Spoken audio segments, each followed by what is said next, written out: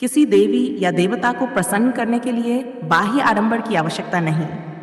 पूजन अथवा अपने इष्ट को प्रसन्न करने की विधि तो गोपनीय होती है। इष्ट तो आत्मभाव का ही भूखा होता है और सुमन अर्थात सुंदर मन को चाहता है।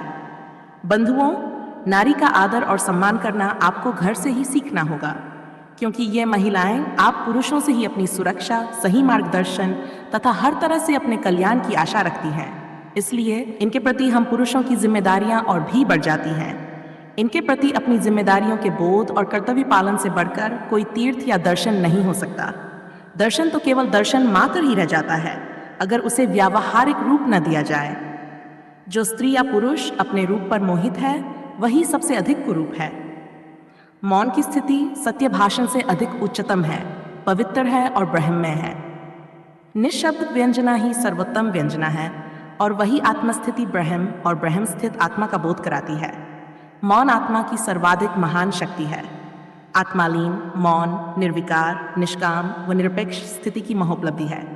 यही अद्वैत का एक रस ब्रह्म तत्व है। समय का ख्याल रखो। पराप्रकृति सुगम नहीं, सहज है। तुम कितनी भी अपनी बात प्रमाणित करना चाहो, पराप्रकृति हर 2-3 दिनों में बिगाड़ देती है। अरे, कटवाने के 2-3 दिनों बाद ही केश और नख फिर नहीं बढ़ जाते। गुरु की वाणी को कर्ण से सुनकर जो मनन करता है, मंथन करता है और उस पर आरूढ़ होता है, वह ईश्वर तथा ऐश्वर्य दोनों का अधिकारी होता है। पापियों के ऐश्वर्य को देखकर परेशान न हो, क्योंकि फांसी पर चढ़ने वाले मुजरिम को फांसी पर चढ़ने से पहले उसकी इच्छा अनुसार भोग सामग्री प्रदान की जाती है। मनुष्य जीवन अजीब सा है। सब कुछ होते हुए भी वह बड़ा दुख, कष्ट है और परेशानी उठाता है। धन संपत्ति व सुख शांति नहीं देते जो योगी पाते हैं। सुख शांति आत्मा के अनुसंधान से मिलती है। आत्मा की आवाज सुने। मन की बात दुखदाई होती है। चक्षु, कर्ण, नासिका, वाणी को नियंत्रित रखने वाला तो उस भुवन मोहिनी पराप्रकृति को आह्लाद देने वाला होता है। तुम अपने को अपने में डालो। जो अनगर है वे गरे नहीं जाते। सबसे श्रेष्ठ आभा यानी प्रकाश शील की होती है। चंद्रमा की आभा से, अग्नि आभा से बढ़कर होती है शील की आभा।